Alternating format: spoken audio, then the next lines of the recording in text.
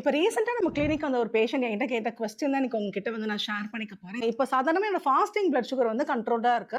ஆனா HbA1c வந்து கொஞ்சம் அப்நார்மலா இருக்கு. நான் 2மே வந்து ப்ராப்பரா வச்சுக்கணுமா? எது ரொம்ப இம்பார்ட்டன்ட் அப்படின்னு கேட்டிருந்தாங்க. நார்மலி இப்போ நீங்க வந்து ஒரு டயபெட்டிக்கா இருக்கிறீங்க, இல்ல டயபெட்டிக்கா இல்ல அப்படின்னாமே இந்த ஃபாஸ்டிங் சுகர் ஆகட்டும், இல்ல HbA1c ஆகட்டும் 2மே வந்து அதது டிஃப்ரெண்ட் ஏரியால ரொம்பவே இம்பார்ட்டன்ட். இப்போ HbA1c பார்த்தீங்கன்னா ஒரு ப்ராடா பெர்ஸ்பெக்டிவ் தரும். ஒரு 3 மாசம், 2 மாசத்துல வந்து உங்களோட சுகர் லெவல் வந்து எப்பெல்லாம் வந்துட்டு ரொம்ப ஹையா இருக்கு, எப்பெல்லாம் வந்து ரொம்ப கண்ட்ரோல்டா இருக்கு அப்படின்ற ஒரு ஆவரேஜ வந்து நமக்கு கிளியரா குடுக்கும்.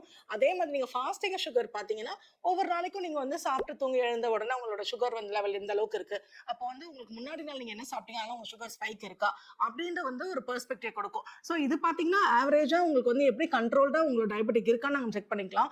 இந்த ஃபாஸ்டிங் சுகர் மூலியமா நம்ம வந்து என்ன மாதிரி ஃபுட் சாப்பிட்டா நமக்கு எப்படிலாம் இருக்கு, அத நம்ம அனலைஸ் பண்ணி அதுக்கேத்த மாதிரி நம்ம சுகர் கண்ட்ரோலுக்கு ஈஸியா இருக்கும். ஸோ 2மே பார்த்தீங்கன்னா ரொம்பவே இம்பார்ட்டன்ட் தான். அதாவது ஒரு டிஃப்ரெண்டான பெர்ஸ்பெக்டிவ்ல அது ரொம்ப இம்பார்ட்டன்ட். ஸோ நான் அந்த பேஷண்ட்க்கு சொல்லியிருந்தோம், நீங்க 2மே மெயின்டெயின் பண்ணணும். அதே மாதிரி 2மே வந்து ரொம்ப யூஸ்ஃபுல்லான விஷயம் அப்படின்றத இத பத்தி உங்களோட ஒப்பீனியன் கமெண்ட்ல சொல்லுங்க. இந்த மாதிரி டயபெட்டிஸ் பத்தின இன்ஃபர்மேஷனுக்கு நம்மளோட சேனலை ஃபாலோ பண்ணிக்கோங்க. Thank you.